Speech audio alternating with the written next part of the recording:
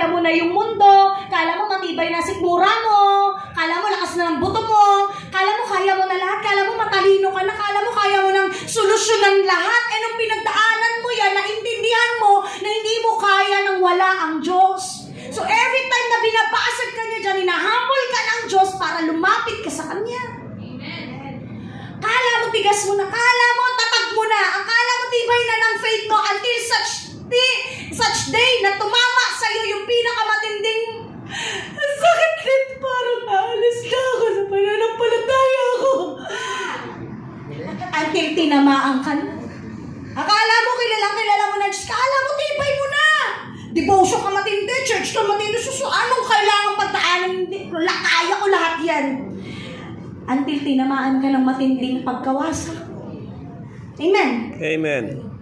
Until, wala na yan. Napagtago mo yung vision, napigil ko na yan. Until dumating ulit ang pagkakataong nahulog ka. At doon mo makikita, mahirap pala pag lumayo ako sa Panginoon. Delikado. Di ko pala kaya. You know, ang ginagawa ko na Lord, pride. Kala mo dati sobrang solid ng faith mo eh. Kahit anong pagdaanan ko, until nawalan ka ng pera, uminit ulit ang ulo mo. At nakita mo, yung ang bira pala, no? Kala ko, we live by faith and not by sight. Nung nakita ko yung wallet ko, nung nawalan ka, pansin mo, nung nawalan ka, diba nasubok ulit yung faith mo? Kala mo sobrang lakas mo na.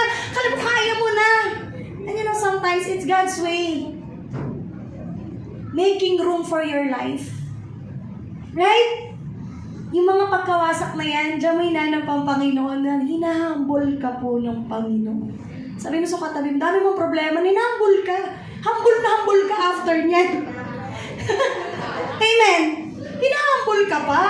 Ay, prayer mo, di ba? Lord, humble me. Oh, ayan, dumating ang problema, boom!